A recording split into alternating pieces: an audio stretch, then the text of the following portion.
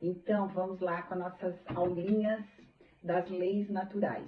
Como a Lê falou, eu vou fazer aqui, o que eu fiz? Eu fiz a leitura, Livro dos Espíritos, naquelas questões, né, da parte 3.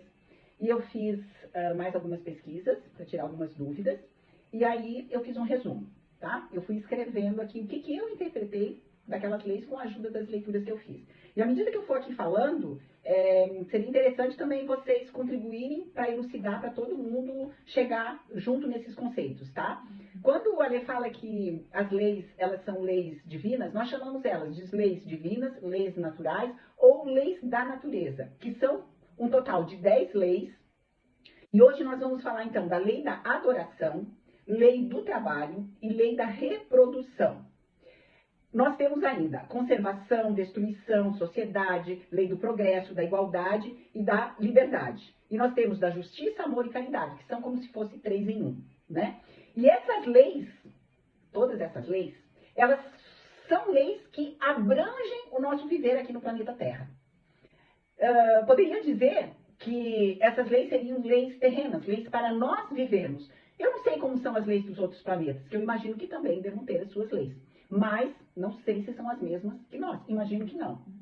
Mas conforme a nossa evolução, provavelmente essas leis vão sendo mutáveis. Mas para nós aqui, enquanto seres terrenos, essas leis são imutáveis.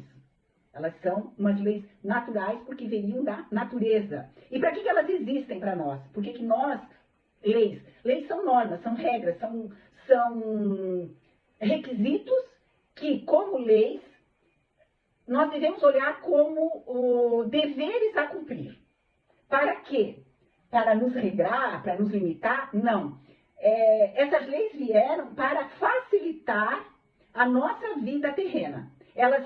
Se nós conseguirmos cada vez mais chegarmos perto de viver, de vivenciar essas leis, nós vamos alcançar esse caminho do bem-estar.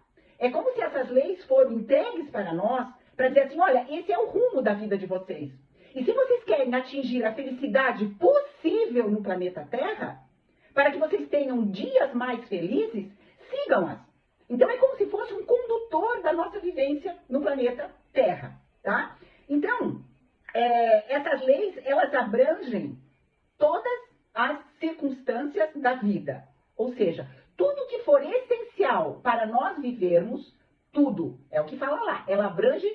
E nós vamos ver se vai abranger mesmo, mas que abrange todo o nosso viver aqui na Terra. Tudo, todas as circunstâncias da nossa vida estariam, sim, já vou deixar, estariam embutidas nessa lei. Ou seja, o que é essencial... Peraí. E o que ele fala é que dessas 10 leis, que hoje nós vamos ver as 3, posso continuar, né?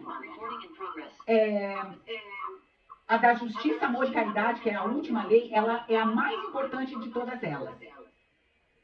Tá dando algum retorno ainda. Então, nós vamos lá. A lei da adoração, tá? Vamos, senão a gente não vai conseguir terminar, que já é 19h25. A lei da adoração é a seguinte...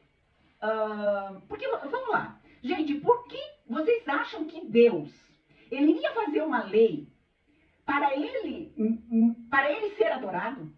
Quando a gente fala lei da adoração, nós vamos pensar assim, Deus coloca uma lei divina onde ele precisa ser adorado. Deus, na supremacia dele, na suprema inteligência, por que Deus faria uma lei para ele ser adorado? E nós rendemos graça de adoração a Deus. Não parece estranho, na verdade, isso? Uhum. Né? A gente fica pensando assim, por que Deus faz isso? Essa lei da adoração nada mais é que a lei da prece. Como que eu vou conversar com Deus? Como que você fala com Deus? Certo? Como que eu vou conversar com Ele? É através da lei da adoração. É através da oração. Isso é simplesmente a lei da adoração. Resumindo isso. Porque é a única forma que eu tenho para praticar a lei da adoração é esse momento em que eu vou fazer a minha oração. Como é que eu vou fazer essa oração? O que eu uso para fazer essa oração? Através da mente, através do pensamento. Agora, se Deus não precisa que eu o adore, se Deus não precisa que eu faça uma adoração, que eu faça esse pensamento até Ele, para que Ele fez essa lei? A necessidade, na verdade, é nossa. Essa lei, ela foi feita para nosso viver pelo nosso bem-estar, tá? Então, quando eu consigo cumprir esse dever da lei da adoração, que é a lei da prece, quando eu consigo cumprir e conversar com Deus, Deus me possibilita carregar-me, suprir-me do quê? De energia. Por quê? Porque eu elevo o meu pensamento, eu entro em sintonia com as forças superiores, eu entro em sintonia com os espíritos superiores. E para que eu preciso disso? Porque é nessa sintonia que eu vou buscar a energia necessária, os recursos interiores que eu preciso acessar para conseguir viver bem e feliz, harmoniosamente aqui na Terra. É por isso que essa lei da adoração existe.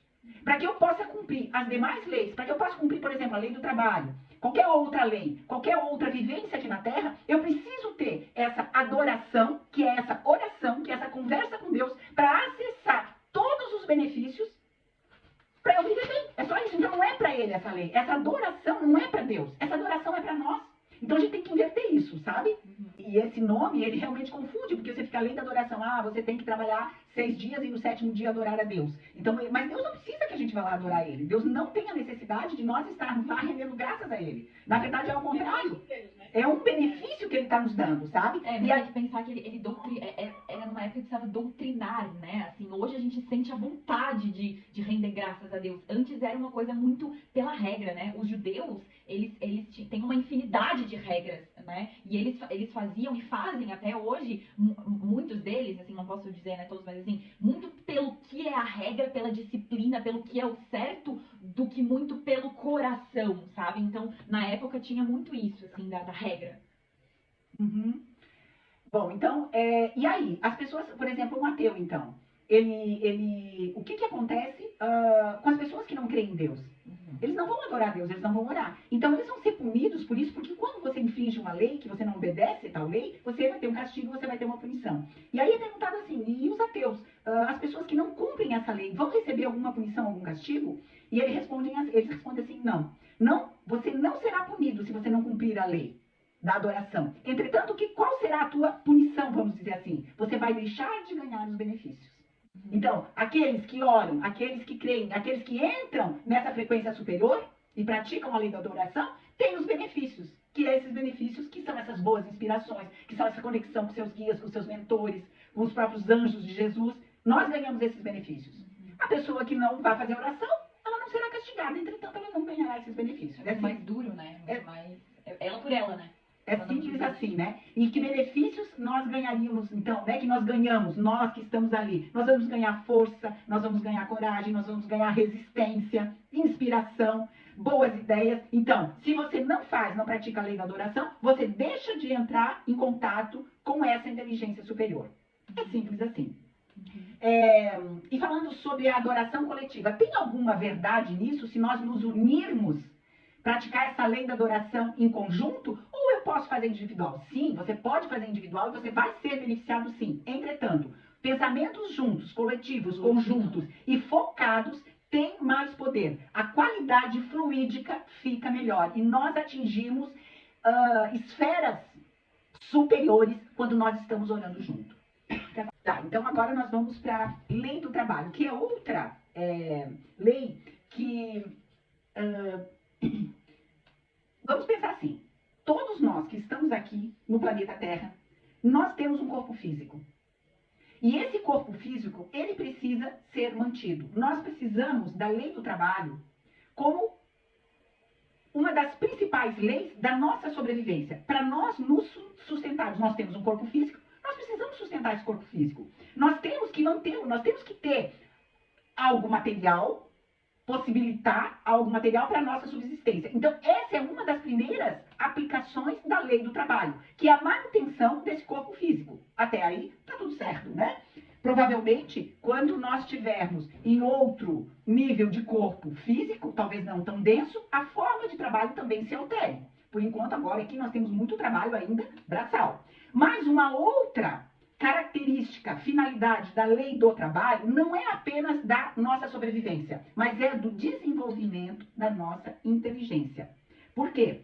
O objetivo da lei do trabalho não é a realização da tarefa em si, mas sim que do esforço que se tem para realizá-la, você desenvolve a sua inteligência. Então, não é o objetivo eu apenas realizar aquela tarefa. Isso se você pensar no teu dia a dia, né? O objetivo maior é o ganho que você tem quando você vai desenvolver qualquer tipo de atividade, qualquer tipo de tarefa. Que você vai realizar um esforço a mais e é esse esforço o ganho que você começa a desenvolver o teu intelecto. Então, à medida que eu aprendo a compartilhar alguma coisa, à medida que eu aprendo a obedecer aqueles que são os empregados, eu tenho que aprender a obedecer. Ou, à medida que eu aprendo a liderar pessoas que lideram, que são gestores, à medida que eu aprendo a me relacionar com as pessoas do meu trabalho, equiparando na comparação, eu acabo por aprender que, para desenvolver essa minha inteligência, eu necessito do outro. Eu preciso ter essa interdependência. Eu percebo que essa valorização da cooperação com essa outra pessoa, ou seja, chefe, ou seja, subordinado, ou seja, um colega, falando de trabalho agora especificamente, eu acabo aprendendo o respeito, eu acabo aprendendo o limite, que eu anotei algumas coisas aqui. Tudo isso acaba por me levar a olhar para esse próximo, a ver a importância desse próximo na minha vida. E eu vou chegar lá no final, quando eu conseguir colocar em prática essa lei do trabalho do seu âmago, eu vou acabar lá no final com o quê? Amando o próximo. No final de tudo, essa lei do trabalho quer me levar para esse fim. Enfim, o trabalho me coloca frente a frente com o próximo. E às vezes nós não gostamos disso. Nós temos muitos problemas nos nossos trabalhos, não temos? Mas quando eu me coloco frente a frente com o próximo para trabalhar, ou vou trabalhar para ele, ou eu tenho que trabalhar com ele, né? Ou eu tenho que trabalhar por ele, né? Como essa lei divina, nós não vamos conseguir escapar dela. Não há homem que possa trabalhar sozinho, mesmo que você seja dono de qualquer coisa, qualquer coisa, não há como escapar dessa lei, tá? Ela vai atuar na nossa vida. E é nesse trabalho em conjunto que eu vou conseguir desenvolver essa minha inteligência. Eu vou conseguir estar em situações em que eu preciso atuar de alguma forma e a minha inteligência vai ir para um outro patamar. E as coisas vão vindo até mim de tal forma em que cada vez o meu esforço vai ter que ser um pouco maior no decorrer da minha vida. E quando você pensa assim, mas aí quando chega lá na velhice, né, eu posso parar de trabalhar. A lei do trabalho, ela fala assim, você pode ter uma aposentadoria e você pode descansar, mas o próprio Deus não para de trabalhar nunca. Nós nunca vamos parar de trabalhar. O homem, eu vou falar uma coisinha que eu copiei aqui, ó. O homem, buscando satisfazer suas necessidades materiais e de conforto, colabora para o progresso planetário. Lógico, eu vou ajudar essa terra a evoluir, né? Nós trabalhamos mais do que o necessário, porque queremos mais conforto. Então, se nós fôssemos viver apenas com o nosso necessário, eu não precisaria trabalhar tanto. Mas eu quero ter uma casa super confortável, eu quero ter um carro do ano, não é isso? A gente quer muito progredir, então a gente quer muito mais conforto. O que ele fala? Olha, se você está extenuado com essa lei do trabalho, é porque você está querendo mais do que a tua necessidade. Porque a lei do trabalho, ela vem com esse sentido de que você precise trabalhar para a tua sobrevivência, para manter o teu corpo físico, e ela vem para desenvolver a sua inteligência. Então, se o teu objetivo for para o teu desenvolvimento, tá ok você pedir coisa, você ir, você correr atrás. Mas não para, vamos dizer assim, o seu prazer, se eu posso dizer isso. Porque aí você vai ficar extenuado. Não é para isso que a lei foi feita. Não é o objetivo em si, vamos dizer assim. Nós geramos necessidades maior do que nós precisamos. Então, essa lei do trabalho faz essa compensação. Olha, presta atenção nisso. Qual é a necessidade que tu está gerando no teu coração para você estar extenuado? Daí, quando fala da aposentadoria, se a gente não vai descansar, se a gente vai... O descanso, né? Ele fala assim, olha, trabalhe até quando você puder. E toda ocupação é trabalho útil. Então, não é só o trabalho remunerado, sabe? Qualquer tipo de trabalho é trabalho útil. Cuidar da casa. Cuidar de casa, cuidar de jardim, cuidar do outro, cuidar qualquer trabalho. É ocupação, tá? Não apenas o corpo trabalha, mas o espírito trabalha, tá? E o espírito trabalha para desenvolver a inteligência. E quem não trabalha, então? Como é que fica? Por exemplo, a pessoa não trabalha por incapacidade física. É uma coisa, não consigo trabalhar, não tenho, sei lá, né? Não posso. Ou eu não trabalho porque eu não tenho vontade. Eu tenho capacidade, mas eu não tenho vontade. E aí ele responde assim, ó, apenas se você se declarar voluntariamente inútil. Se você se declarar voluntariamente inútil, ou seja, aí você estará fora da lei do trabalho. Porque senão, você sempre vai poder ser útil e trabalhar, em qualquer condição. Agora, se você se declarar voluntariamente, eu sou inútil, você vai estar fora da lei do trabalho. Você vai ter a lei da causa e do efeito, mas você vai ter justiça divina. Então, assim, se você se declara voluntariamente inútil, você vai colher lá na frente a tua causa. Você dizer que você não Tá com preguiça. tá com preguiça, assim, ó, eu não posso fazer juízo porque eu não tenho condições, eu não tenho capacidade. Mas você sempre vai poder, entende? Mesmo que eu seja com as mãos, que eu não tenha as mãos, que eu esteja mobilizado, eu posso trabalhar com a palavra. Eu posso trabalhar com sorriso, eu posso trabalhar conversando. Se eu não tenho pernas, eu posso trabalhar com as mãos, entendeu? Então, se eu me declarar... Eu entendi assim, esse se declarar inútil, quer dizer, a pessoa não vai fazer nada, isso significa que ela está se declarando inútil. Mas isso não isenta ela da lei da causa e efeito. Não isenta, não. O que isentaria ela da lei da causa e efeito, no caso, o que ele está falando assim, essa lei do trabalho, ela impera para todo mundo. Ela só não impera, ou seja, o trabalho, ele só... Muita gente que para nesse momento, né, com a lei do trabalho, e entra em depressão. Total. Porque tá indo contra. E tem energia ali dentro, não entendeu? Tá vivendo feliz. É o que ele fala, a lei natural é pra tu viver bem. Cumpre que tu vai ser feliz. Esse é o caminho. E se você não cumprir, tu vai ficar mal. E o trabalho não é penalidade ou sofrimento, mas sim oportunidade. Então a gente olhar para o trabalho com essa oportunidade, porque nós vamos com o trabalho superando os nossos limites. Pelas nossas ações, e especialmente pela nossa atitude mental diante da tarefa, refazemos nossos percursos, nossas tarefas, para não perder o resultado da nossa obra. Porque às vezes a gente está trabalhando, a gente precisa refazer muita coisa, mas a gente sempre vai ter esse esforço, a gente sempre vai ter um ganho quando a gente estiver trabalhando. E olha só, trabalho e remuneração não são sinônimos. Toda ocupação útil é um trabalho. Tá repetindo aqui o que ele falou, tá? Então, trabalho e remuneração não são sinônimos. Conversar é um trabalho, a depender da conversa e do objetivo dessa conversa. O que é ser útil, mesmo que não seja remunerável, é qualquer coisa que seja positivo. Então, qualquer coisa que for de trabalho, que for uma ocupação, que seja útil, está dentro da lei do trabalho. E o descanso, a gente não tem direito? Tem sim, a gente tem direito. Porque o trabalho, ele tem que ser condizente com a tua força. Então, enquanto você quer, é o que a lei falou, enquanto você tiver força, você tem energia para realizar uma ocupação útil. E daí você vai estar cumprindo a lei do trabalho. Você pode não ter emprego, mas você tem trabalho. Então não é porque você está sem emprego que você não tem trabalho. Uma coisa não tem nada a ver com a outra. Você desenvolve sua percepção, sua habilidade, sua inteligência. Este é o resumo que eu fiz da lei do trabalho. Tá. A última nós vamos então para a lei da reprodução. Sem a lei da reprodução, a humanidade, o homem pereceria. A lei da reprodução, ela foi feita para manter esse mundo corpóreo do qual nós vivemos. As leis divinas, essas leis naturais, elas se complementam. Está relacionada à lei do progresso e à lei de sociedade. Então, essa lei da reprodução está complementando essas demais leis.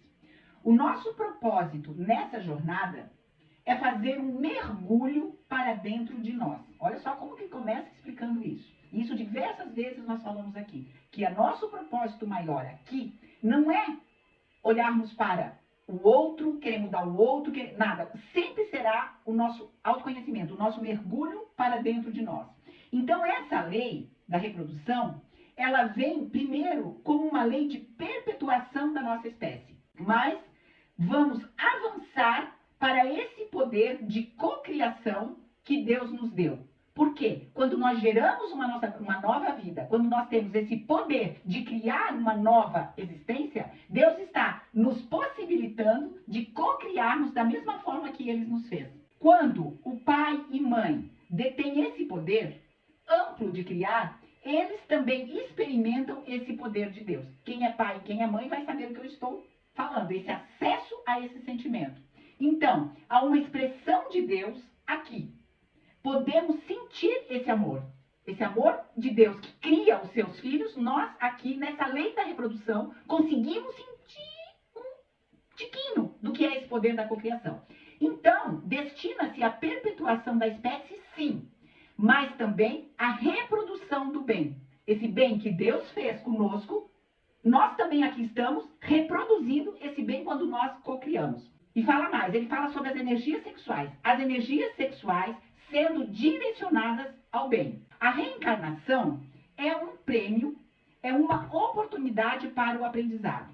Nós somos hoje 8 bilhões encarnados. E nós temos, no mínimo, mais 12 bilhões de seres desencarnados, na fila da encarnação, aguardando essa oportunidade. Nós precisamos reencarnar aqui para nós nos aprimorarmos, porque nós sabemos que lá nós vamos conseguir evoluir até um determinado tempo. Nós precisamos descer na escola terrena para evoluirmos. O progresso do espírito acontece e a evolução das espécies também. Nós precisamos valorizar essa lei da reprodução, ela é necessária para a nossa permanência e para a nossa evolução aqui. Porque se ela não existisse, nós não poderíamos reencarnar aqui. E essa oportunidade que nós temos que dar a esses espíritos que aqui precisam vir também, que estão lá aguardando essa valorização que nós vamos dar para essa lei da reprodução. E quando a gente fala dos métodos contraceptivos, então, os métodos, se é contrário a Deus ou não. Eu estou indo aqui bem no resumão, tá? Então, os métodos contraceptivos são contrários à lei de Deus? Se você ir contra para satisfazer a sua sensualidade, ou seja, a predominância do corpo sobre a alma, demonstra o quanto o homem está materializado. O homem pode usar o poder que Deus lhe deu sem abusar. Assim, ele pode regrar, olha que interessante, a reprodução, conforme suas necessidades, mas não deve entravá-la sem necessidade. Eu acho que esse resumo aqui foi muito bem colocado. Nós temos o poder de equilibrar. Se eu quero métodos contraceptivos para que satisfazer o corpo, eu ainda não estou mergulhando naquela alma que eu tenho aqui para mergulhar. Eu não estou aqui ainda dando valor ao meu espírito, à minha alma, à minha evolução. Eu ainda estou dando vazão à minha materialidade. Então eu não estou evoluindo. Então está dizendo assim, olha, você pode sim regrar, você pode usar a contracepção na medida das suas necessidades. Não abuse, que você vai estar cumprindo a lei da reprodução. Então, mas não entrave sem necessidade também. Então, se você pode ter filhos, você pode dar, e você não quer, você está entravando. Talvez você não esteja cumprindo a lei da reprodução. O aborto falou já. Não, o aborto a gente falou lá atrás, na lei não fala. Só fala do método contraceptivo. É o termo que ele usa, sabe? Bom, e sobre o casamento? O casamento, assim, pode acontecer e é bem visto. Assim como pode-se também existir a solubilidade do casamento. Ou seja, não tem aquela regra que o casamento é indissolúvel, que uma vez casado você não pode separar nunca mais. Isso não existe, isso é uma lei humana, é uma lei dos homens. O casamento ele pode acontecer e é bem visto. Agora, se precisar desembaraçar-se, também pode. E sobre o celibato? E o celibato, então, é bem visto aos olhos de Deus? Celibato é aquela pessoa que resolve ficar sozinha, não se casar, não se envolver e não ter, então, cumprir a lei da reprodução, né?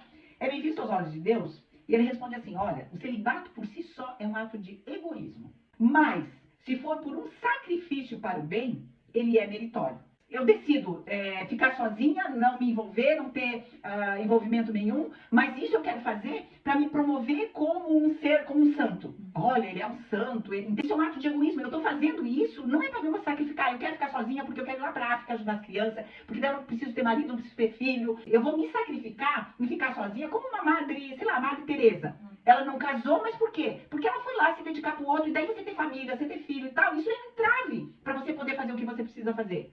Certo? Então isso é meritório. Mas se você quer fazer para ser um santo, eu já não tenho mais desejos sexuais, eu não preciso mais me envolver sexualmente com alguém, isso é egoísmo. Se a pessoa tem condições financeiras, é casado e não quis, simplesmente decidiu que não ia ter filho, eles estão fazendo... Entra na regra anterior que ele falou, se você entravar, você tem poder de regrar, sabe? Você pode regrar a reprodução conforme as suas necessidades. Às vezes você... talvez financeiramente ainda não consiga, mas quando você puder, você não pode mais entravar a lei da reprodução, porque daí você estaria indo contrário ao teu dever. Porque isso, como falou, é uma oportunidade, você está aí, você teve a lei da oportunidade, você está aqui encarnada, você está desenvolvendo, você está evoluindo, mas você não quer dar chance para ninguém mais vir aqui evoluir por ti, entendeu? O final que ele fala nessa lei da reprodução é em relação à poligamia, sabe? Que pergunta assim, é a poligamia? É algo meritório? É algo possível? Porque nós temos culturas, né, que admitem a poligamia. E ele fala assim, que a poligamia é uma lei dos homens e é contrária à lei de Deus. É a sensualidade que impera e não a afeição real. Então, que esse costume da poligamia não é uma lei divina. E entra naquela questão em que o seu corpo está muito mais materializado do que a sua alma presente. Então, é uma lei contrária à lei de Deus. E aí, eu encerro o nosso resumo das 3 leis da Paulinha.